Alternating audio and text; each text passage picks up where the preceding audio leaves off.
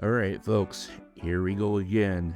Let's get through this. You probably already seen and heard now about the numbers that Hololive have posted for their FY 2026 season, so I'm not going to waste your time retreading over these numbers. The only thing I will point out here is that this massive cash position they still managed to hold on to despite all the other red arrows.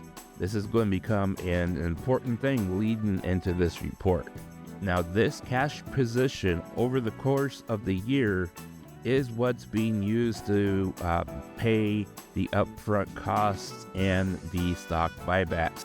That included with the directors taking responsibility over the next couple months.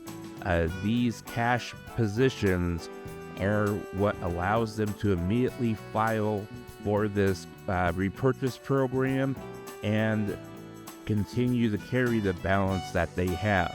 The plus 19.6% in cost of sales is the lost revenue Hololive spent in merchandise and the Hollow Earth write-down. Ironically, this category also includes the pays for the VTubers. The drop-off of them leaving certainly was a dip felt in the streaming revenue and the drop-off on sales merchandise.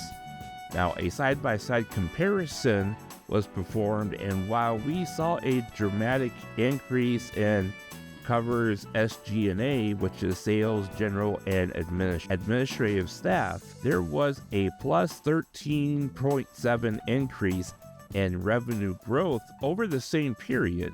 But the positivity of that is quickly doused because SG&A grew 19.2% compared to that revenue growth, which led to a deficit because of staffing more than what the revenue growth was. While hiring didn't directly contribute to the strained net profits of the company, it largely falls in line with what the front loading was when they were hiring in this area, which contributed to the sales and promotion growth that the company did ultimately have. Now, touching upon gross margins and cost of sales for another brief moment, the write-downs that we had seen in merchandise and the Hollow Earth was purely a business move, and as we saw the other day, is at least maintaining at the current support levels.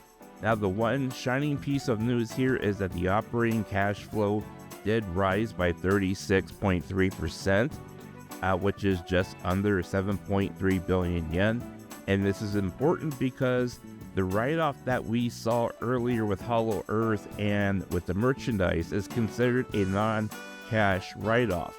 As such, as it's written through the depreciation and amortization portion of the earnings report, it's a one-time write-down from the overall revenue, which allows Cover to make a clean one-time loss on that write-down while preserving the cash flow that continues to run the company. Now, unfortunately for their FY 2026 guidance, it was just simply unrealistic given the amount that they were spending. The constant insistence that Hollow Earth would eventually make money was quietly hidden throughout last year in the earnings material, and smart investors saw that and saw what was coming. Cover never released any meaningful information about monetization or outcomes for Hollow Earth, which was all the writing people really needed to know it would be a failed project. The company needs to become more proactive than reactive. The FY 2027 guidance has already shown an operating profit margin compression of negative 0.8% compared to this past year, while they continue to throw money and people at internal issues. Now, cash generation, merchandise sales, and events are all having positive results. However, the continued strain exists with their hiring practices. Yahoo claimed they weren't a game development company, but now they're developing games in-house. Which one is it? Pick a lane. Make something of the Nerd Incorporated investment.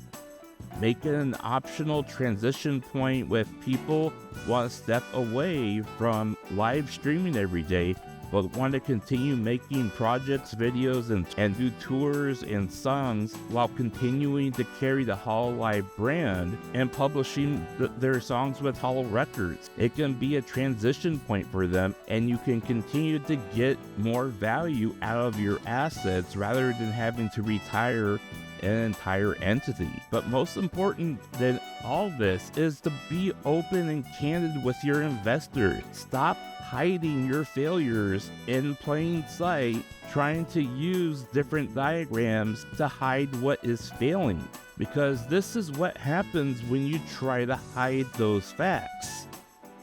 Now, will their competition succeed where they failed? We find out in less than 25 days who the A-team really is.